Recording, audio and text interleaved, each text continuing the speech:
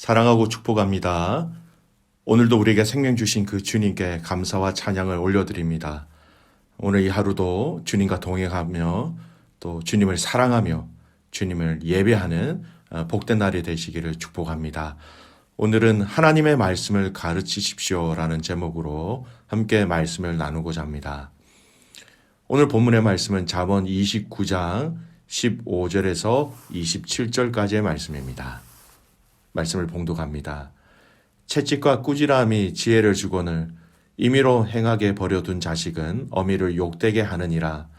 악인이 많아지면 죄인도 많아지나니 의인은 그들의 망함을 보리라. 내 자식을 징계하라. 그리하면 그가 너를 평안하게 하겠고 또 내 마음에 기쁨을 주리라. 묵시가 없으면 백성이 방자히 행하거니와 율법을 지키는 자는 복이 있느니라. 종은 말로만 하면 고치지 아니하나니 이는 그가 알고도 따르지 아니함이니라. 네가 말이 조급한 사람을 보느냐. 그보다 미련한 자에게 오히려 희망이 있느니라. 종을 어렸을 때부터 곱게 양육하면 그가 나중에는 자식인 채 하리라. 노하는 자는 다툼을 일으키고 성내는 자는 범죄함이 많으니라. 사람이 교만하면 낮아지게 되겠고 마음이 겸손하면 영예를 얻으리라. 도둑과 짝하는 자는 자기의 영혼을 미워하는 자라. 그는 저주를 들어도 진술하지 아니하느니라.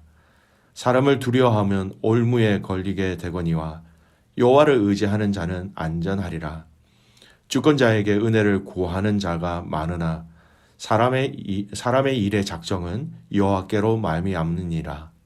불의한 자는 의인에게 미움을 받고 바르게 행하는 자는 악인에게 미움을 받느니라. 아멘. 오늘은 하나님의 말씀을 가르칩시오라는 이 제목인데요. 특별히 오늘은 이 자녀에 대한 양육, 훈육에 대해서 성경은 말씀하고 있습니다. 아버지로서, 어머니로서 이 시대에 자녀를 양육한다는 것이 참 쉽지가 않습니다. 시대가 가면 갈수록 어떻게 보면 자녀를 양육한다 점점 어려워지는 것 같습니다. 더욱이 우리에게 허락하신 자녀들을 믿음으로 신앙으로 양육한다는 것은 또한 더더욱 힘들어지는 또 어려워지는 시대 속에서 살아간다는 것이죠. 왜냐하면 시대는 하나님의 말씀과 상관없이 흘러가고 우리의 자녀들은 그 환경과 시대 속에서 살아가고 있기 때문입니다. 이러한 시대와 수많은 가치관과 생각들 속에서 살아가는 우리의 자녀들과 우리가 어떻게 자녀들을 양육하며 또 그들을 섬기며 그들을 사랑해야 하는지를 오늘 말씀을 통해서 살펴보고자 합니다. 15절 말씀을 먼저 볼까요? 채찍과 꾸지람이 지혜를 주거늘 임의로 행하게 버려둔 자식은 어미를 욕되게 하느니라. 채찍과 꾸지람이 지혜를 주거늘 이렇게 얘기합니다. 이 채찍과 꾸지람이라는 것은요, 아이들 가르치는 데 있어서 훈육이라는 것을 이야기합니다.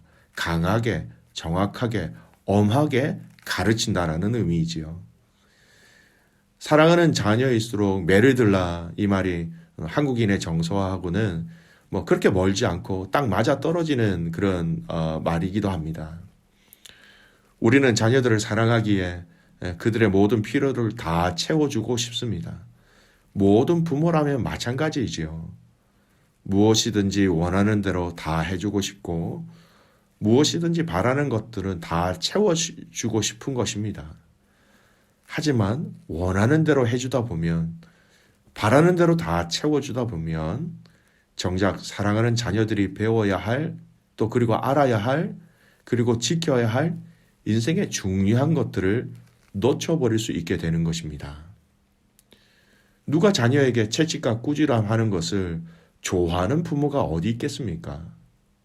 하지만 성경은 이러한 훈육을 분명히 해서 가르칠 것을 이야기합니다. 그래서 15절 후반절을 보면 임의로 행하게 버려둔 자식은 어미를 욕되게 한다라고 말하고 있죠. 임의로 행한 자녀들 무슨 말입니까? 하고 싶은 대로 마음대로 하게 그렇게 그냥 본인의 의사대로 마음껏 살아봐라 라고 아무런 훈육이 없이 그냥 기른 자녀들을 얘기하는 것입니다. 결국 잘못된 길로 가게 될 가능성이 많게 되고 그로 인하여 자식의 잘못된 삶이 부모를 욕보이게 한다라는 의미입니다. 여러분, 이 말씀은 17절 말씀에 계속해서 훈육의 말씀으로 이어집니다. 17절 말씀 보십시오.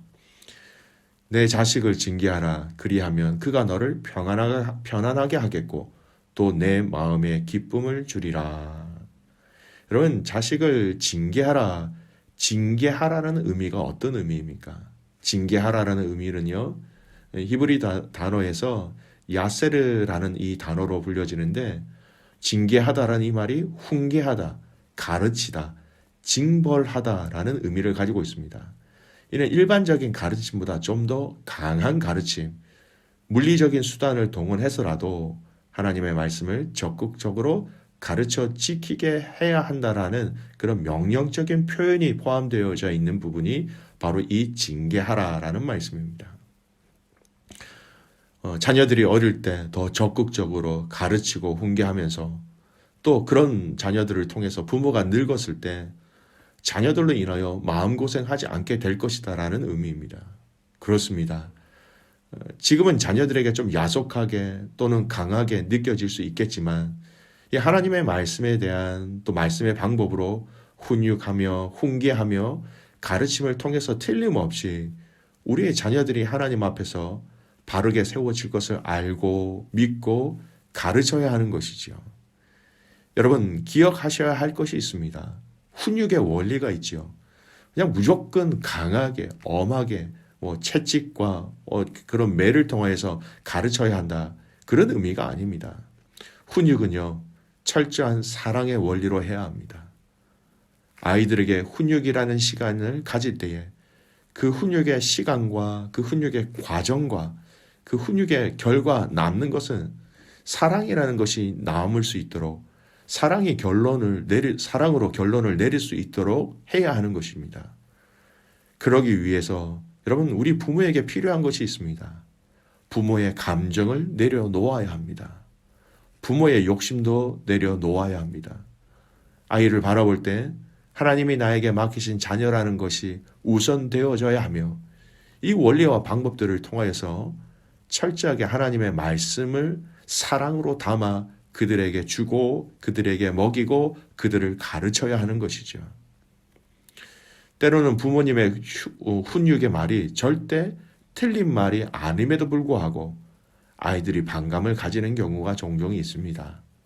그때 필요한 것이 바로 사랑의 방법이라는 것입니다.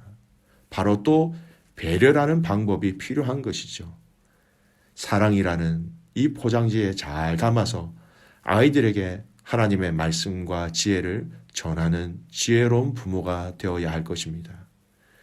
여러분, 이 의미를 다음 이어지는 말씀에는 더 명확하게 제시합니다. 18절 말씀이죠. 우리가 잘 아는 말씀입니다. 묵시가 없으면 백성이 방자히 행하거니와 율법을 지키는 자는 복이 있느니라. 여러분, 묵시가 무슨 말입니까? 영어로는 비전이라고 그러죠. 미래를 향한 지도, 미래를 위한 가르침이라고 얘기할 수 있습니다. 바로 하나님의 말씀을 이야기하는 것입니다.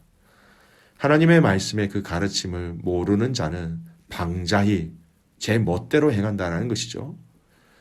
말씀을 알고 말씀을 지키는 자는 복이 있다라고 분명하고 더 선명하게 말씀하십니다. 즉, 말씀을 모르기에 자기의 기준으로 살아갈 수밖에 없는 것입니다. 말씀을 모르기에 나의 경험, 나의 원함, 나의 이익, 나의 이성, 나의 판단으로 갈 수밖에 없는 것이죠.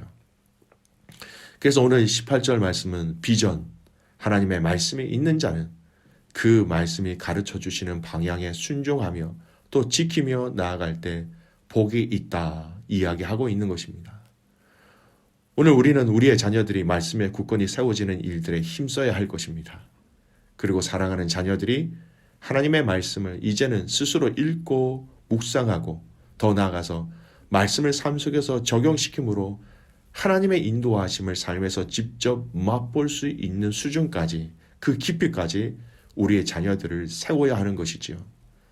여러분, 말씀을 읽고 말씀을 깨닫고 말씀의 눈으로 상황과 환경을 이해하고 말씀의 원리로 삶에 적용함으로 우리의 자녀들이 더 멋지고 굳건하게 세워지는 그런 은혜와 그런 축복들이 여러분의 가정 가운데, 여러분의 자녀 가운데 있기를 축복합니다. 여러분, 이 원리는 우리와 우리의 자녀들이 반드시 알아야 하는 것입니다. 반드시 이 말씀이 삶 속에서 역사하시는 과정을 경험해야 합니다. 그냥 느슨하게 말씀의 스토리를 안다 질문하였을 때 답을 대답할 수 있는 수준이 아니라는 것입니다. 이 말씀 속에 숨겨진 복음의 비밀, 복음의 능력, 복음의 생명력을 삶 속에서 마실 수 있는 자녀들이 되어야 하는 것이죠. 자녀들의 형통한 내일을 기대한다면 이 눈물의 매를 아끼지 않아야 합니다. 자녀들의 형통한 내일을 소원한다면 하나님의 말씀의 진리를 알고 깨닫고 삶에 적용시켜 나가는 것을 알게 해야 합니다. 사사기 마지막 구절에 무엇이라고 말합니까? 각기 자기 소견 옳은대로 자기의 옳은 소견대로 행하였다라고 얘기합니다. 하나님의 말씀에 기준이 없었던 것이죠. 호세아 선지자는 내 백성의 지식이 없으므로 망하는도다 이렇게 단식하였습니다. 말씀이 없었기 때문이었습니다.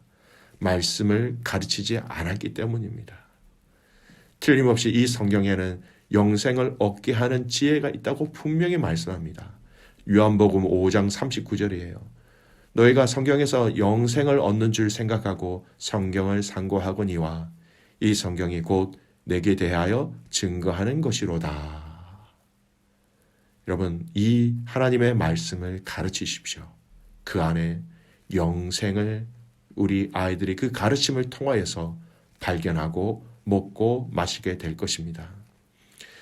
우리에게 허락하신 자녀들에게 말씀을 통한 비전을 발견하고 찾을 수 있도록 그들에게 사랑의 방법으로 훈육하고 섬겨서 하나님 나라를 위하여 아름답게 세워지는 것뿐만 아니라 하나님 나라를 증거하는 하나님의 일꾼으로 세워지는 우리의 자녀가 되기를 주님의 이름으로 축복합니다.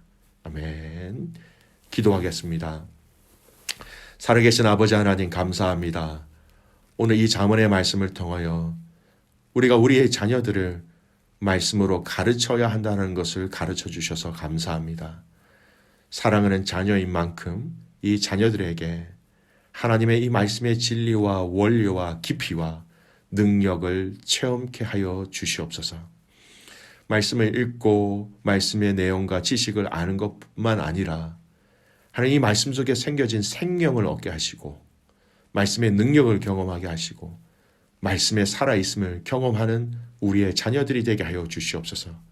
그래서 이제는 우리의 자녀들이 스스로 이 말씀을 읽고 묵상함으로 이 말씀의 능력을 통한 삶 속에서의 모든 악한 것들과의 영적 전쟁에서 승리하게 하시고 거룩을 지켜나가는 귀한 아이들 되게 하옵소서.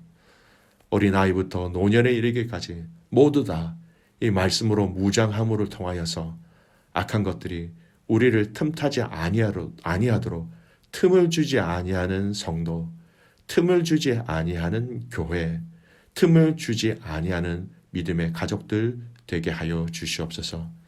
하나님, 내일 드려질 예배를 위해서 기도합니다. 모든 믿음의 가족들이 온 마음과 뜻과 정성을 다하여 하나님께 예배할 때에 예배 가운데 임재하시는 하나님, 예배 가운데 역사하시는 하나님, 예배 가운데 가장 소중한 것들을 채워주시는 하나님, 예배 가운데 우리의 마음과 우리의 육체를 회복시켜 주시고 고쳐주시는 그 하나님을 경험하는 모든 가족들 되게 하여 주시옵소서. 하나님, 코로나의 상황이 하나님 이렇게 더 이상 번지지 않도록 하나님 모든 상황과 환경들을 하나님께서 친히 주관하여 주시고 더 이상 고통당하지 않게 하여 주시옵소서. 특별히 이 시대를 보면서 다시 한 번 더 주님의 자녀들이 주님의 메시지를 발견할 수 있는 영적으로 깨어있는 저희들 되게 하옵소서. 그렇게 행하실 하나님을 신뢰하며 살아서 역사하시는 예수 그리스도의 이름으로 감사하며 기도드리옵나이다. 아멘.